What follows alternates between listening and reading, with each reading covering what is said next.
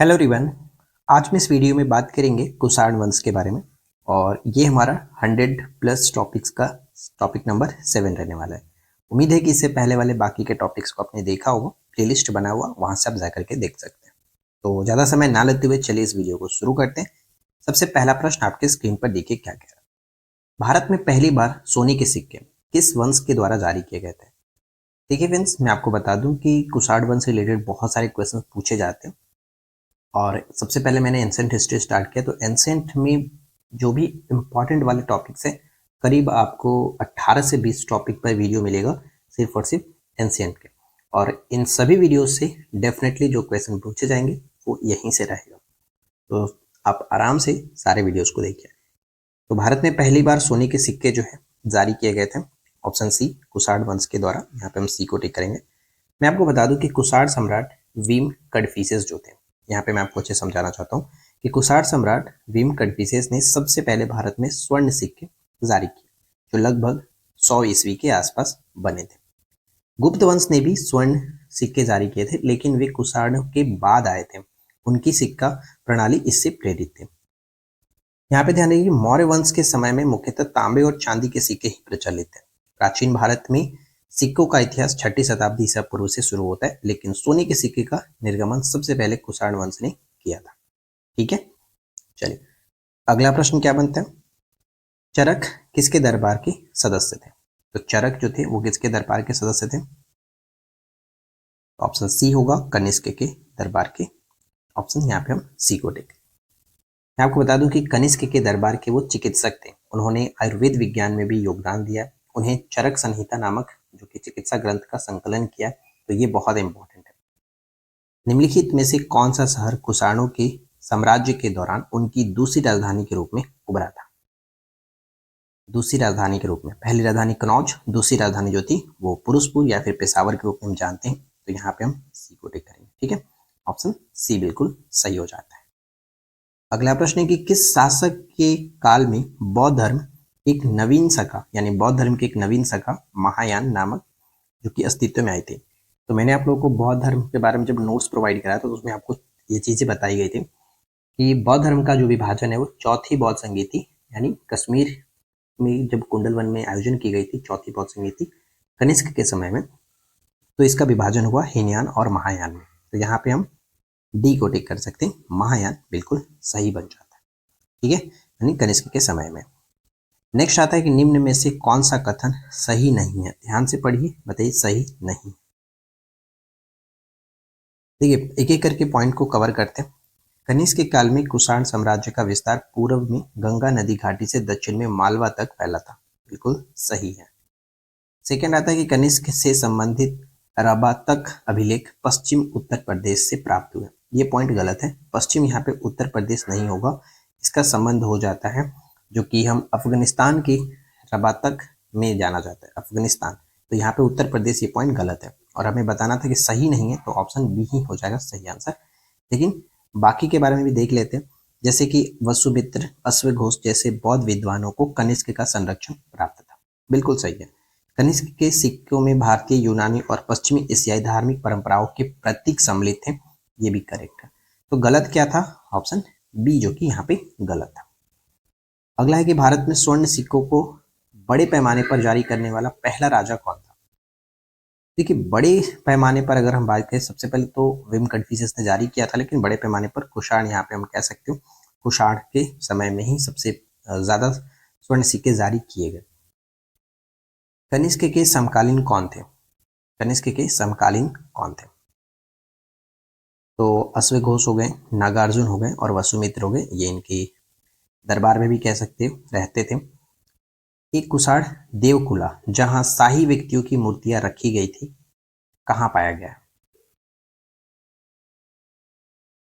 तो देवकुल यहाँ पे कह सकते हो ऑप्शन सी, माल। अब ये जो माल आप देख रहे हैं, अब तक खोजे गए 2 देवकुल, यानी उत्तर भारत के मथुरा के माल के पास एक और दक्षिण बैक्ट्रिया अफगानिस्तान की जो कि सुरखा कोटाल में देखने को मिलता है। तो यहाँ पे ऑप्शन सी हो जाता है। चलिए इसके बाद अगला प्रश्न पे देखते हैं। कुषाण साम्राज्य के संस्थापक कौन थे? कुषाण साम्राज्य के संस्थापक कौन थे? तो सभी को पता होगा, ऑप्शन सी, कुजुल कडफिसेस, कुजुल कडफिसेस यहाँ पे राइट आंसर निकल के आएगा ऑप्शन सी। अगला प्रश्न आता है कि कनिष्क किस वर्ष में राज्य सिंहासन पर आरूढ़ हुए थे। तो कनिष्क जो है वो 78 ईस्वी में, 78 ईस्वी यहाँ पे याद रखिएगा, 78 ईस्वी में वो राज्य सिंहासन पर क्योंकि विराजमान हुए, राज्यारोहण काल कह सकते हो इनका ये था। मैं आपको एक चीज बता दूं कि शक संवत का जो प्रारंभ माना जाता है वो भी 78 ईस्वी में ही माना जाता है, इन्होंने ही किया था। ये पॉइंट इंपॉर्टेंट है, याद रखिएगा। किस प्रसिद्ध शासक को द्वितीय अशोक के नाम से जाना जाता है। तो देखिए द्वितीय अशोक के नाम से जाना जाता है किसे, तो वो है कनिष्क। कनिष्क को द्वितीय अशोक के नाम से जानते हैं। और अगर द्वितीय सिकंदर पूछा जाए तो वो फिर हम अलाउद्दीन के बारे में जानते हैं, अलाउद्दीन खिलजी। ठीक है, नेक्स्ट अगला पॉइंट क्या कह रहा है कि पुरुषपुर निम्नलिखित में से किसका दूसरा नाम था। तो पुरुषपुर या फिर पेशावर जो कि कुषाणों की दूसरी राजधानी हुआ करती थी, यहाँ पे हम सी को टिक कर सकते हैं। और ये प्रश्न पूछा भी गया है कई बार। कनिष्क के शासनकाल में रहने वाले साहित्यकार बताइए कि कौन कौन थे। कनिष्क के शासनकाल में जिन प्रमुख साहित्यकारों का उल्लेख मिलता है उनमें से हम कह सकते हैं अश्वघोष, नागार्जुन और वसुमित्र थे। तो इस तरह से देखा जाए तो नागार्जुन और अश्वघोष यहाँ पे मिल जा रहा है। वसुमित्र भी थे, अश्वघोष भी थे, तो यानी अगर देखा जाए तो ये भी यहाँ पे हमें देखने को मिलेगा।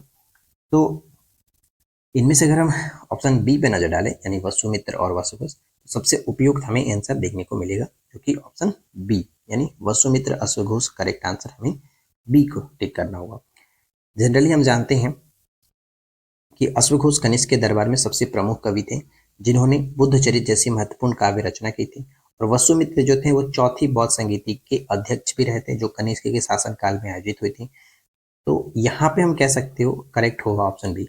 अगर एक तरह से देखा जाए तो नागार्जुन एक विख्यात दार्शनिक थे, तो राइट आंसर आपको टिक करना पड़ेगा, ऑप्शन बी को ही टिक करेंगे। ठीक है, ऑप्शन बी यानी वसुमित्र और अश्वघोष यहाँ पे करेक्ट आंसर निकल के आएगा।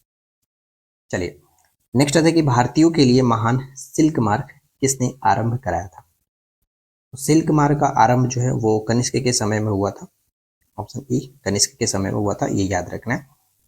शक संवत किसने और कब शुरू किया था। तो शक संवत जब कनिष्क जो है वो राजा बनता है उसी वक्त यहाँ पे कह सकते हैं कनिष्क ने 78 ईस्वी में स्टार्ट कराया था, तो ऑप्शन डी करेक्ट है।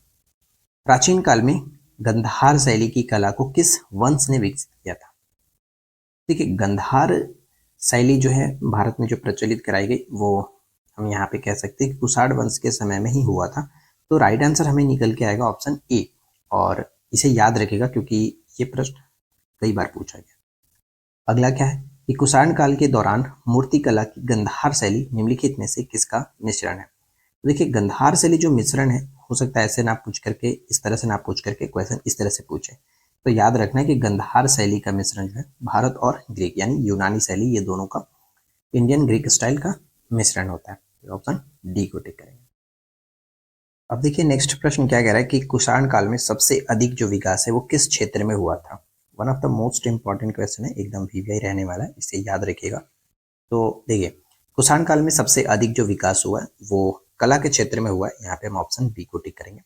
अब यहाँ पे अच्छे से समझते हैं, जैसे कुषाण काल में सबसे अधिक विकास कला के क्षेत्र में हुआ था। इस काल में खास तौर पर मूर्तिकला, चित्रकला और वास्तुकला ने बहुत उन्नत रूप धारण किया, जिसमें गंधार और मथुरा कला शैलियों का विकास उल्लेख मिलता है। कुषाण काल की जो गंधार और मथुरा कला शैली है वो विश्व प्रसिद्ध है। साथ ही साथ पहली बार बुद्ध की मानव रूप वाली प्रतिमाएं इसी काल में निर्मित हुई थी, तो ये भी अपने आप में इंपॉर्टेंट है। विभिन्न धार्मिक और सांस्कृतिक विषयों पर मूर्तियों का निर्माण इस युग की विशेषता रही है। तो वास्तुकला में भी स्तूप और विहारों का निर्माण खूब हुआ, परंतु समग्र दृष्टि से अगर देखा जाए तो कला के क्षेत्र में सर्वाधिक प्राप्तियां जो कि प्रगति हुई है। तो इस अकॉर्डिंग हम यहाँ पे ऑप्शन बी को टिक कर सकते हैं कि कला के क्षेत्र में सबसे ज्यादा विकास देखने को मिलता है। ठीक है, अब नेक्स्ट प्रश्न आता है कि निम्नलिखित में से वह महानतम कुषाण शासक कौन थे जो बौद्ध बन गया था। तो कौन थे, कनिष्क थे। कनिष्क यहाँ पे ऑप्शन सी को टिक करेंगे। निम्नलिखित में से किस शासक ने देवपुत्र की उपाधि धारण की थी। तो देवपुत्र की उपाधि किसने धारण की थी, ऑप्शन बी होगा कुषाणों ने। कुषाण यहाँ पे ऑप्शन बी को टिक करेंगे। और नेक्स्ट प्रश्न आता है कि किस संग्रहालय में कुषाण की मूर्तियों का संग्रह अधिक मात्रा में मिलता है। देखिए अगर कुषाण की मूर्तियों का संग्रह की अगर बात की जा रही है तो सबसे ज़्यादा हमें मथुरा संग्रहालय में देखने को मिलता है। यहाँ पे ई को टिक करेंगे और इससे जुड़ी कुछ पॉइंट्स मैंने यहाँ पे नोट डाउन कर रखा है, जैसे कि भारत में कुषाण मूर्तियों का सबसे बड़ा संग्रह मथुरा संग्रहालय में देखने को मिलता है। मथुरा संग्रहालय कुषाण कालीन मूर्ति कला के लिए सबसे प्रसिद्ध है और यहाँ इन मूर्तियों की संख्या और विविधता अन्य किसी भी भारतीय संग्रहालय से अधिक है। साथ ही साथ हम ये भी पढ़ सकते हैं कि मथुरा संग्रहालय में कुषाण और गुप्त कालीन मथुरा शैली का प्रस्तर मूर्तियों का अत्यधिक संग्रह है। साथ ही साथ एक पॉइंट यहाँ पे ये है कि इस संग्रहालय के संकलन में प्रमुख रूप से बौद्ध, जैन, ब्राह्मण धर्म की मूर्तियां शामिल है। साथ ही साथ शासकों की प्रतिमाएं भी यहाँ देखी जा सकती है। मथुरा संग्रहालय दुनिया भर के मूर्तिकला विशेषज्ञों द्वारा अध्ययन व शोध के लिए विख्यात भी माना जाता है। तो अकॉर्डिंग टू क्वेश्चन हम यहाँ पे राइट आंसर किसे टिक करेंगे? मथुरा संग्रहालय बिल्कुल सही आंसर निकल करके आएगा। ठीक है, तो कुल मिलाकर देखा जाए तो कुषाण वंश से रिलेटेड जो भी क्वेश्चंस थे वो हमने यहाँ पर डिस्कस किया। अगर आपने इस वीडियो को यहाँ तक वॉच किया है तो मैं श्योर हूँ कि आपने कुषाण वंश को अच्छे तरीके से समझ लिया। आप हमेशा प्रैक्टिस करते रहिए इधर उधर जहाँ से भी आपको प्रैक्टिस मिले, और अगर आपको बेहतरीन तरीके से प्रैक्टिस करना है तो फिर हमारे टेलीग्राम पर बोर्ड क्यूज के साथ जुड़ सकते हो। नोट्स चाहिए तो हमारे एप्लीकेशन पर जा सकते हो, जहाँ पर आपको सारी PDF सारा नोट्स आपको देखने को मिल जाएगा। ठीक है, एंशिएंट हिस्ट्री का सारा नोट्स वहाँ पे अवेलेबल है, तो आप वहाँ से डाउनलोड करके पढ़ सकते हो। तो इस वीडियो में इतना ही फ्रेंड्स, मिलते हैं नेक्स्ट वीडियो में नए टॉपिक के साथ। Thanks for watching, keep learning, have a good day.